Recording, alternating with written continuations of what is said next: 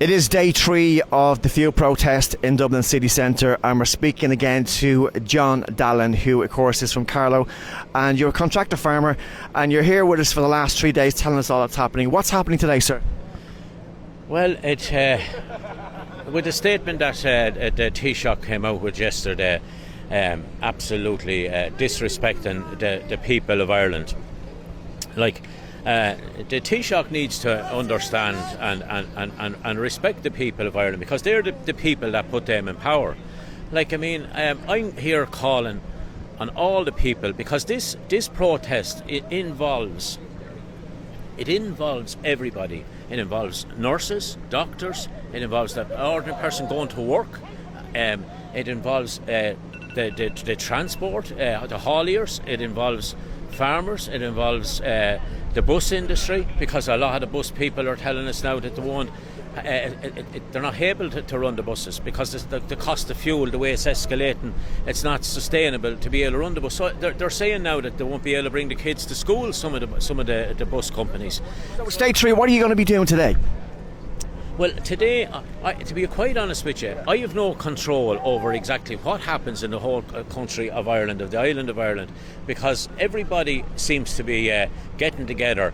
And after Micheál Martin making that statement yesterday, the whole thing has escalated. I can't believe that a man of such integrity and such intelligence would come out with such a low statement, disrespecting the whole public of Ireland, and disrespecting the people, or the people of Dublin especially, because he was talking about O'Connell Street being turned into a car park. Now that is absolutely ridiculous, and it's not fair. People of Ireland have the constitutional right to have a peaceful protest, and I want to emphasise that, a peaceful protest. And all emergency exits were kept open. So where is he coming from? So the thing about it is, this involves everybody, and I want to emphasise everybody. It's not just the businesses, it's the people that's going to work that needs fuel to put in their cars. The food is going to be put on the table, and that food is going to be put on the table is going to escalate to a lot more. It's going to cost a lot more, because the farmer that's producing it, his costs are escalating because of the price of diesel escalating. So and the contractor's charges that does all the work on the farm, his price is escalating, and he's offloading all his prices down on the farmer, and that follows the whole way back down to the retailer, and then on to the consumer, which is the housewife that feeds their children, their husband, or whatever. Now, is the government going to be that bad that they're not going to sit down? Now, they're talking about sitting down with the IRHA. Explain the difference, why they're sitting down talking to the IRHA and the IFA and not you. Yeah. Well, now, this is exactly what I want to explain, and a very good question.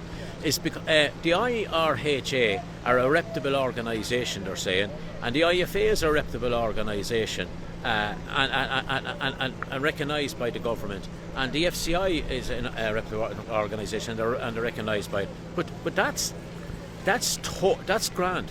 But he's missing the point. There's 7 farm organisations.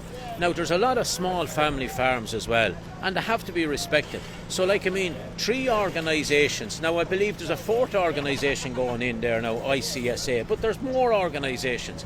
And listen, if the people of the public of Ireland are not allowed to have a voice at that meeting, it's absolutely disgraceful. And it's disgraceful for the people of the island of Ireland that going into that meeting, that 3 to 4 people were appointed by the people of Ireland and are not allowed into that meeting to have a voice in it on the fuel costs and the escalation of the fuel prices. It's totally unacceptable. And that is all Micheál Martin has to do, is allowed 3 delegates that are appointed, to 4 delegates that are appointed, to go in there to have talks on Friday morning, which I believe tomorrow they're going to have talks about the fuel prices. Well, I'm not too sure you heard, because a few of the backbenchers of the parties have said that they can't understand why the Taoiseach or the Taoiseach aren't talking to you. That was on the news this morning. So there is a fraction behind you. Yes, and it's very good, and I thank all the TDs and senators and councillors that are there backing the people of Ireland to have a voice in there, because This is a very, very serious matter, and to be quite honest with you, I have no control over what happens. Now, I was on the phone this morning, and I believe what's coming down the M1 is serious this morning, because I'm told that the M50 is going to be chocker blocked. Now, this whole matter could have been resolved with a phone call and a mandate meeting. Now, they're going in tomorrow. Now, I have no control over what happens today. And I believe today is going to be a very, very big and serious day. And I just want to send out a message to anybody that's commuting to Dublin, to Cork, or to local cities. Get on the phones and ring people that are in them cities that they might have a contact with, and just see what way the traffic is. I know the news and everything else and radio and all that are reporting on it, but because I get phone calls myself and asking me, oh, is the M50 close? And I'm just telling them, I do not know.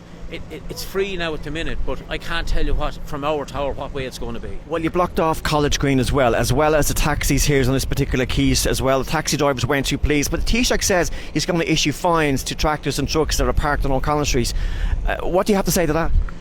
Well, now, the Taoiseach is totally wrong there, and I think he has no grounds to come and fine people, because the Garda Síochána, and I'm emphasising the Garda Síochána, facilitated them people to park there. So we have been liaison with the Garda Síochána. He called it a car park, didn't he? Yes, yeah, he called it a car park.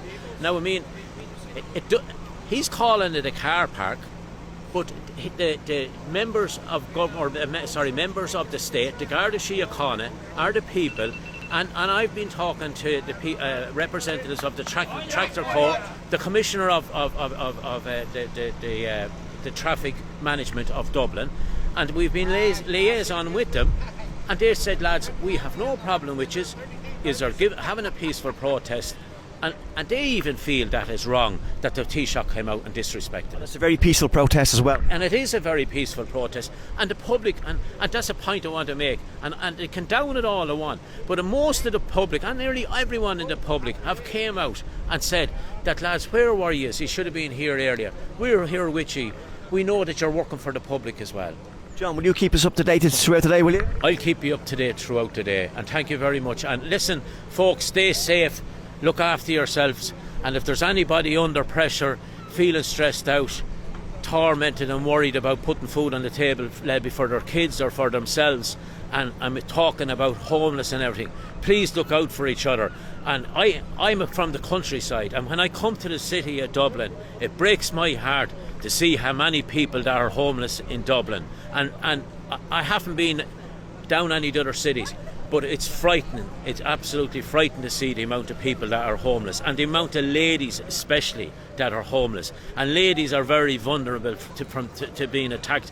And like, I mean, where is our government in all of this? Where is it? Like, I mean, they're giving away millions to countries at war that have nothing to do with this. I'm not trying to disrespect them countries, and I'm not trying to disrespect the nationalities, but they need talking about the 40 million going to Ukraine, eh? And they need to look after the people in this country. The book stops here. We need to look after our Irish people of the island of Ireland first, the people that put their government in power, and they're not doing their duties. They're there. Their duties are to look after the Irish people in Ireland.